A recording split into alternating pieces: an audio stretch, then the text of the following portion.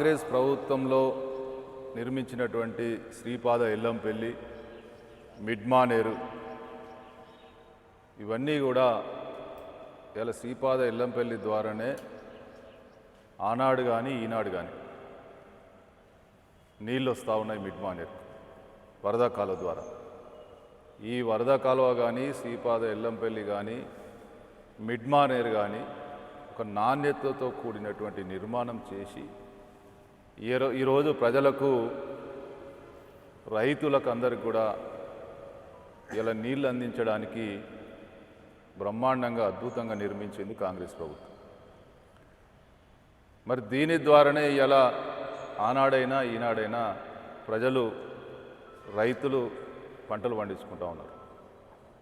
ఎలినో ప్రభావం ద్వారా వర్షాలు రావేమో అనేటువంటి ఉద్దేశంతో బీఆర్ఎస్ నాయకులు కేటీఆర్, హరీష్ రావు హంగామా చేసి ఇక వాళ్ళు కట్టినటువంటి మేడిగడ్డ దాని ద్వారానే కన్నపల్లి పంప ద్వారానే నీళ్ళు వస్తేనే రైతులకు నీళ్లు, లేకపోతే లేదు, ఆ కూలిపోయిన దగ్గరికి వెళ్ళి నీళ్ళు తీసుకురావాలని చెప్పి మరి పెద్ద ఎత్తున ఆనాడు రైతులను తప్పుదోవ పట్టించి శవాల మీద పేలాలు ఏరుకునే రకంగా ప్రవర్తించినటువంటి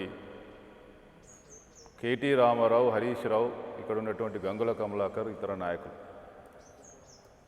ప్రభుత్వాన్ని బదనం చేసి పబ్బం గడుపుకోవాలని చూసి అవినీతి ప్రాజెక్టు కట్టి అవినీతి 1,00,000 కోట్ల అవినీతికి పాల్పడి మరి కాంగ్రెస్ ప్రభుత్వంలో ఇన్ని ప్రాజెక్టులు కడితే ఏ ఒక్క చిన్న మచ్చ లేకుండా ప్రాజెక్టు బ్రహ్మాండంగా నడుస్తూ ఉంటే ఒకే ఒక్క ప్రాజెక్టు కట్టి దానిలో అవినీతి వల్ల అది కుంగిపోతే సిగ్గు లేకుండా కొద్దిగా వర్షాభావ పరిస్థితి ఏర్పడితే దాంట్లో లబ్ధి పొందాలని ఫీట్లు చేసి ప్రజలను తప్పుదో పట్టించే ప్రయత్నం చేశారు. ఆనాడు మేము మొన్న కొండగట్టులో గిరి ప్రదక్షిణ చేసి, వేములవాడలో వరుణ యాగం చేసి, దైవ బలం ప్రజాపాలన అందిస్తున్నటువంటి ఈ ప్రభుత్వానికి ముఖ్యమంత్రి రేవంత్ రెడ్డి గారి నాయకత్వంలో ప్రజాపాలన అందిస్తూ ఉంటే వరుణుడు దేవుడు కరుణించాలని చెప్పి మేము గిరి ప్రదక్షిణలు, హోమాలు, యాగాలు చేస్తే మరి నిష్కలకంగా ఈరోజు ప్రజాపాలన అందిస్తున్నటువంటి ప్రభుత్వానికి ఆ వరుణుడు మా వైపు ఉండి ఈరోజు వర్షం అందిస్తూ ఉంటాం. కానీ ఆ వరుణుణ్ణి రావద్దని పాపం ఇంట్లో పూజలు చేసిరు దాని ద్వారా లబ్ధి పొందాలని. కానీ మోసపూరిత పాలన చేసి, మోసపూరితంగా అవినీతి పాలన చేసి అవినీతికి పాల్పడినటువంటి వాళ్ళ వైపు వరుణుడు లేడు అన్న విషయం ఇప్పుడు స్పష్టంగా తెలుస్తూ ఉంది. గత 10 సంవత్సరాలు 15 టీఎంసీల నీళ్లుండే డ్యాంలా కేసీఆర్ ప్రభుత్వ ముఖ్యమంత్రిగా ఉన్నప్పుడు అని ప్రజలను తప్పుదోవ పట్టించే ప్రయత్నం చేసాడు గంగుల కమలాకర్ గారు. అక్కడికి పోయి ఫుట్బాల్ ఆడి, క్రికెట్ ఆడి ఇలా ఈ ప్రభుత్వాన్ని బదనం చేసే ప్రయత్నం చేసి పూర్తి సాక్ష్యాధారాలు చూపించినాం. ఏనాడు కూడా 7 టీఎంసీలకు ఎక్కువ ఈ జూన్ జూలైలో లేదు అని అధికారికంగాటువంటి రికార్డులు చూపిస్తే తోక ముడిచిరు. కానీ ఈరోజు మళ్ళీ వరుణుడి సహాయంతో ప్రజాపాలన వైపు వరుణుడు దేవుడు ఉండే ఈరోజు తెలంగాణ రైతులను, ముఖ్యంగా ఉత్తర తెలంగాణకు సంబంధించిన ప్రతి ఒక్క రైతు ఇలా సంతోషంగా ఉండే విధంగా ఇలా పెద్ద ఎత్తున వర్షాలు కురిసినాయి.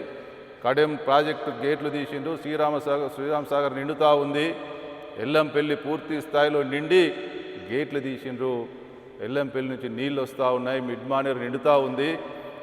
రాబోయే కొద్ది రోజుల్లో లోయర్ మానేర్ డ్యామ్ కూడా నిండబోతూ ఉంది. గంగుల కమలాకర్ని అడుగుతా ఉన్నా, నువ్వు ఏదో ప్రజలను తప్పుగా పట్టియడానికి క్రికెట్, ఫుట్బాల్ ఆడినావు కదా, ఇక 4 రోజులైతే రా, అదే మానేర్ డ్యాంలో ఈత కొడదాం, ఈత పోటీలు పెట్టుకుందామని చెప్పి అడుగుతా ఉన్నా.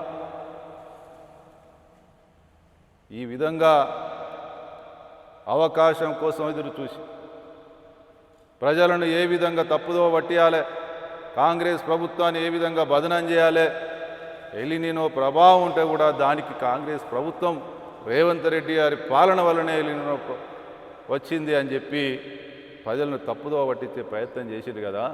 మరి ఇప్పుడు ఏం సమాధానం చెప్తారని అడుగుతా ఉన్నా.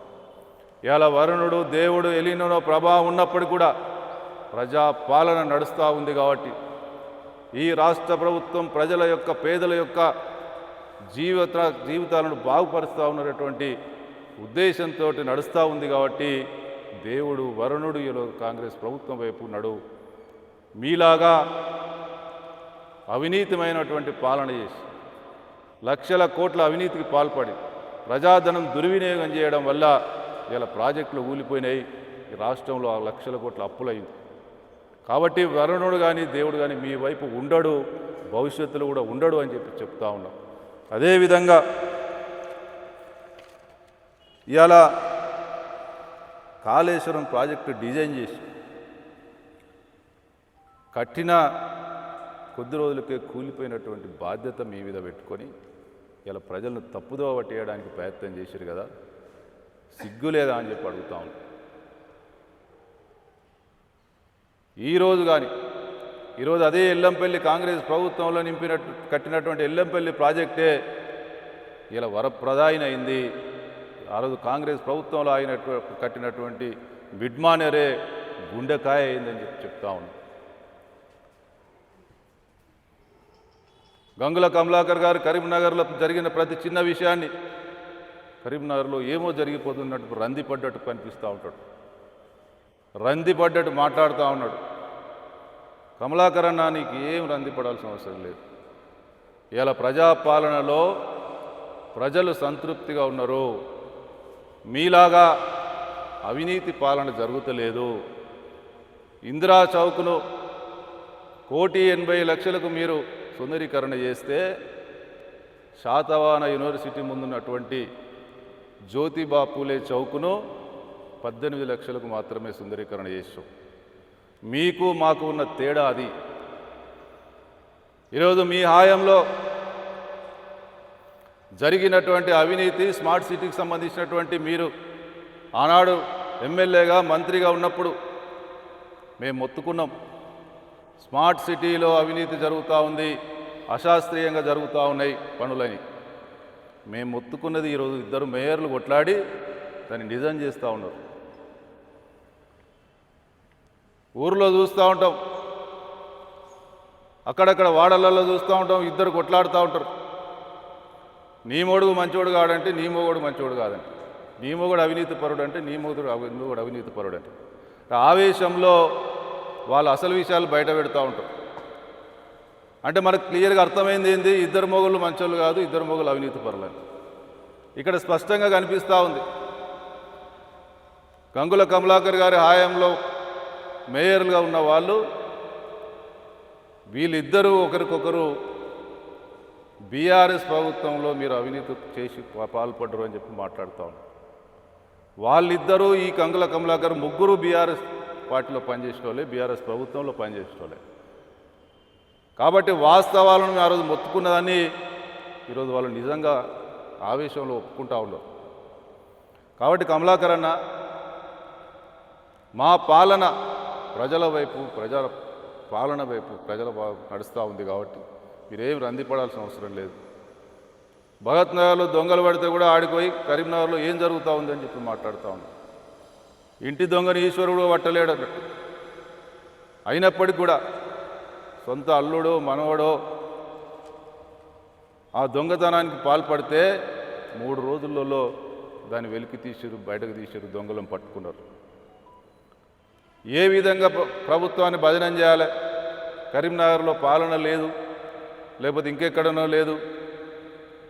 మీ అవినీతి వల్ల కుంగిపోయినటువంటి డ్యాములకు కూడా దానికి కూడా ప్రభుత్వాన్ని భజనం చేయాలి. ప్రతి సంవత్సరం లాగే 7 టీఎంసీలు ఉంటే కూడా ఇప్పుడేదో స్పెషల్గా నీళ్లు లేనట్టు చూపియాలి.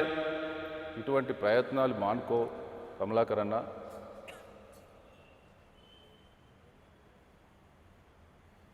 ప్రజలన్నీ గమనిస్తూ ఉన్నారు. బీఆర్ఎస్ 10 సంవత్సరాల పాలన ఏ విధంగా కొనసాగింది.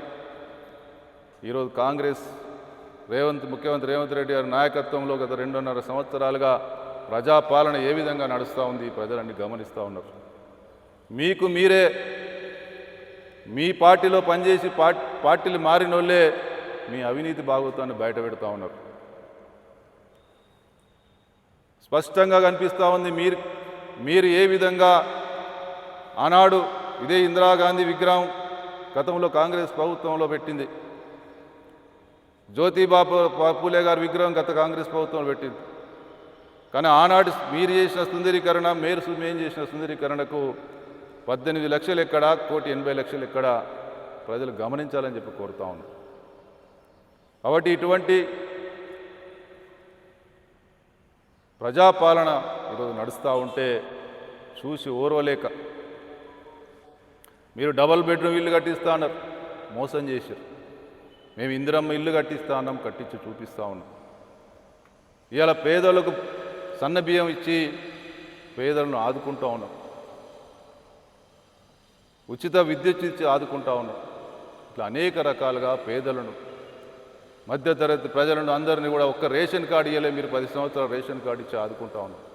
ఇట్లా అనేక రకాలుగా ఆదుకుంటా ఉంటే చూసి ఓర్వలేక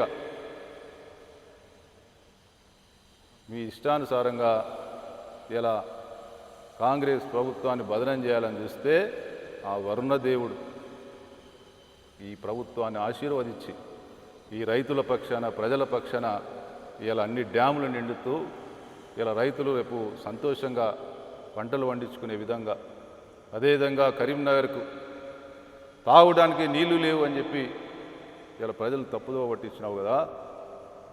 ఇలా బ్రహ్మాండంగా అద్భుతంగా రాబోయే రోజులలో సాగు నీటికి ఎటువంటి ఇబ్బందులు కాకుండా ఈరోజు వరుణదేవుడు కరుణిస్తూ ఉన్నాడు.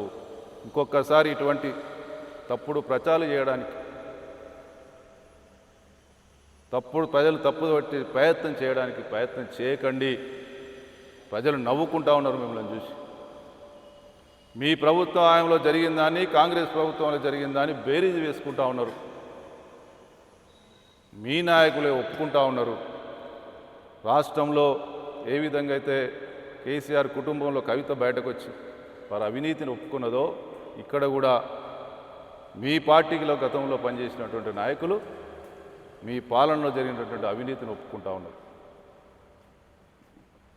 కాబట్టి స్పష్టంగా ఈ రాష్ట్ర ప్రభుత్వం ముఖ్యమంత్రి రేవంత్ రెడ్డి గారి నేతృత్వంలో ప్రజల సంక్షేమం అభివృద్ధి రెండు కళ్ళుగా ముందుకెళ్తూ ఉంటే వరుణదేవుడు దైవం ఈ రాష్ట్ర ప్రభుత్వాన్ని ఆశీర్వదిస్తూ ఉన్నది.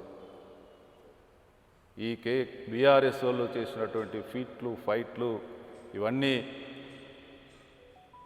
ఏ ఒక్కరు కూడా సమర్థిస్తలేరు, దేవుడు కూడా సమర్థిస్తలేడని చెప్పి మరొకసారి తెలియజేస్తాం.